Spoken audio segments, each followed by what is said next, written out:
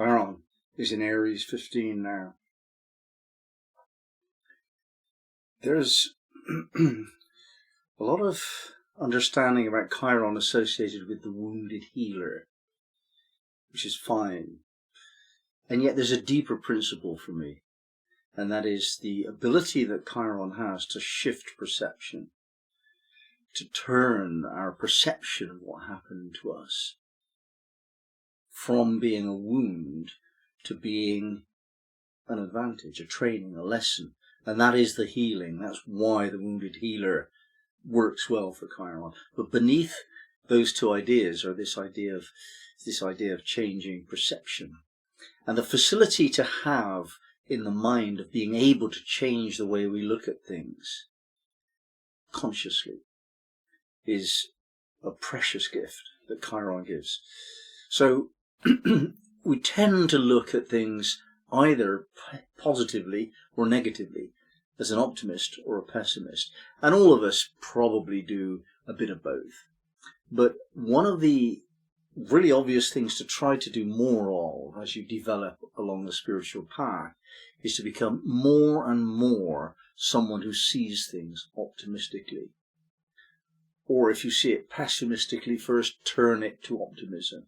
So you look at the glass half full, not half empty. You see what there is to take from any situation to suit you. Not how different it is from perfection, how you'd love it to be different. It's not. It is the way it is. What is it within that scenario which is to your advantage? That's what Chiron brings. And it's moving now through this very special degree, I think, a 15th degree of Aries. The idea here of the Indian weaving a blanket is to do with development of cosmic consciousness. Finding an inner balance of polarities, we are raised into cosmic consciousness. At first, only momentary, we revisit this higher state repeatedly, holding it for longer periods. Mystics metaphorically refer to this as being robed in the universe, weaving a seamless robe or spiritual vesture. Becoming a unique being of light, this is the fulfillment of our desire to differentiate and express ourselves entirely creatively.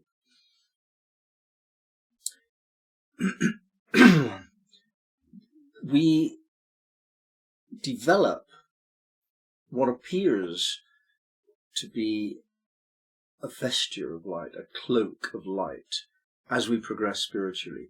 Not everyone can see it. People who are not particularly spiritual themselves, they won't see it. They can't tell. But those of us who are awakening into a spiritual dimension, we recognize this quality in the others who are doing it. And there's a certain level where you clearly somehow have an aura of light, a sparkle about you, and it comes through the eyes, and it's just all about your being, and it's permeating out through your atmosphere. It feels good when you're around to other people. You're able to raise the energy just by being. And there are those who can see this, and they see it as a light aura. And this is what we're discussing here, weaving. That the weaving process is something to discuss also, that it actually is creating something, it's building something. It's not just being a good person and doing your spiritual practice, it's that as well. But on top of that, you just become aware of yourself as able to emanate light. And when you are conscious of doing that, and you try and you practice and you tend to do that most of the time, then it becomes more and more obvious when other people see you that there's something about you, something special about you. And this light radiance that you have is tangible in a sense, in that behaviors soften. People are much more relaxed, much more open with you, much more creative in their interpretations of things. And this is what you're bringing. So when Chiron is entering the 15th degree of Aries, we would expect to be able to shift our consciousness from what it used to be towards something more likely to build this blanket of light, weave our spiritual atmosphere into something that's visible to some people. That's the task here. Useful sometimes to see where the Sabian degree is within its batch of 5. All of these groups of 5 Sabian symbols explain together a larger principle. In this case, the larger principle is honor. Within Aries are 6 fundament principles: emergence, drive, honor, attainment, progression, proficiency. That's what Aries is about. And here we're specifically looking at that quality of Aries, which is the development of honor. They like to do the right thing, and they're at this level of comprehension and elevation of sense of self. So this batch of Sabian symbols starts with the president of the country, somebody who's expected to behave well and held to those standards of honor. The second image is the flock of wild geese, somebody who's free to follow a destiny which is prescribed. Almost a paradox trying to work that out. How can you honor the soul's yearning for freedom with any commitment you have to society? And that's indicated here. You have to learn how to do that. The third, the unsuccessful bomb explosion. If you do it wrong, if you try something that's just not timely, if you try and destroy anything and it's just not appropriate, then it won't work. That's a bit of a reassurance there for that rebellious, confronting energy within.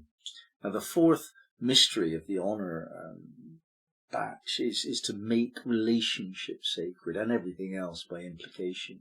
This image of the serpent and the man and the woman we've spoken about recently. And here we come to the 5th of the batch. So this is assimilation of the previous 4 into this realm of weaving a blanket of light. So honor is required here to do this. In other words, when you say something, you keep your word. You tell the truth.